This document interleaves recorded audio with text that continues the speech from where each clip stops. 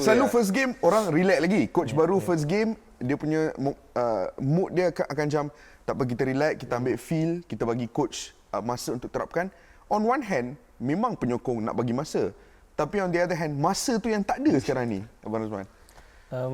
Kalau kita lihat, memang betul, memang persiapan pun sebenarnya ada sampaikan player yang yalah, mungkin jurulatih Kim Panggon ni melihat dari segi ataupun daripada assistant coach yang menerangkan tentang pemain ni.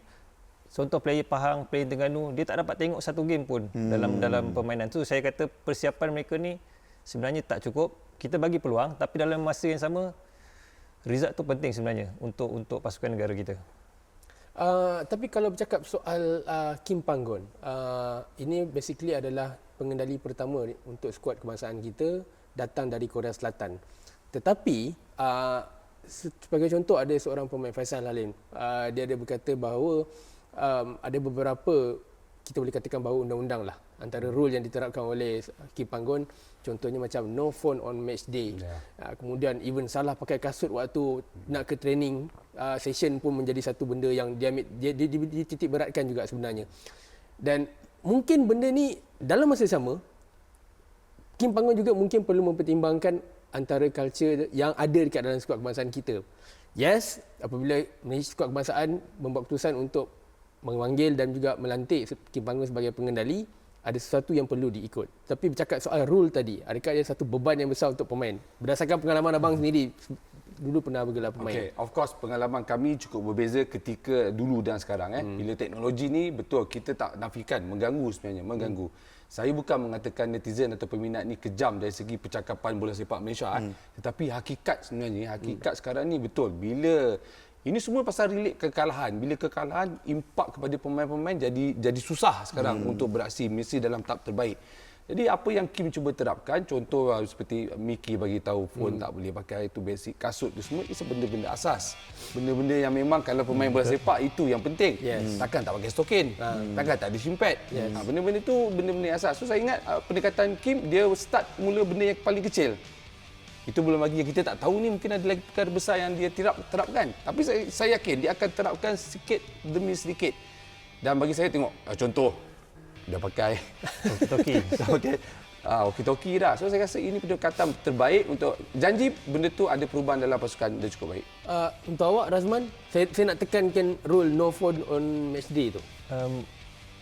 Kalau tanya saya, mungkin sebelum ni kita dah diberi terlampau banyak kebebasan. Itu yang menyebabkan bola sepak kita jadi macam ni. Jadi saya rasa nak kata setuju ataupun tak itu tak penting. Yang penting pemain harus menerima dengan benda tu satu yang positif untuk kebaikan bola sepak kita sebenarnya.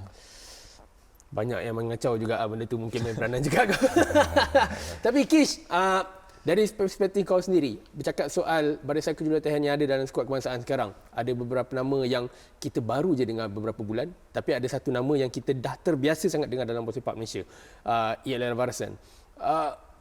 Pengalaman yang luas dengan Public Bank, banyak pasukan dia dah pegang, dan juga ditambah dengan suntikan, wah aku rasa benda ni yang paling seronok aku nak sentuh, bekas pengendali skuad remaja Barcelona, Pau Moti, impak dia terhadap skuad kebangsaan kita.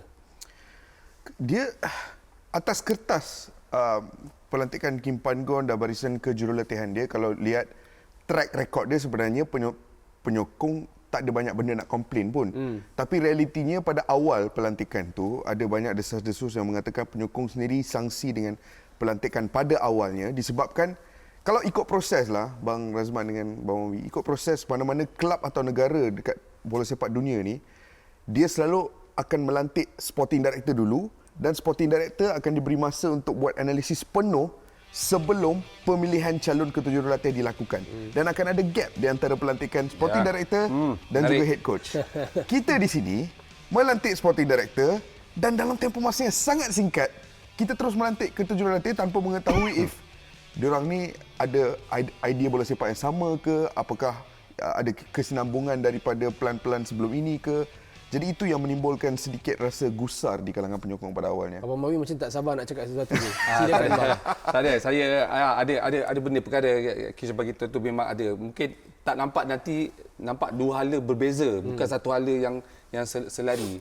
Tapi tak apalah, itu matlamat apa yang nak FAM lakukan untuk supporting director dengan ketua jurulatih itu cukup berbeza. Tapi pada masa sama hakiki dia pada saya is terletak pada tangan ketua jurulatih lah, Kim, because dia yang akan merencanakan pada bola sepak satu tim. Director akan buat keseluruhan program. Jadi saya rasa cukup dua berbeza identiti yang berbeza tapi matlamat yang sama. Tapi betul Kim, sebenarnya dia tak jadi satu sama benda yang Dia lari sikit daripada dia proses lagi. asal Betul, kan? saya setuju. Proses Saya setuju. asas. Ya.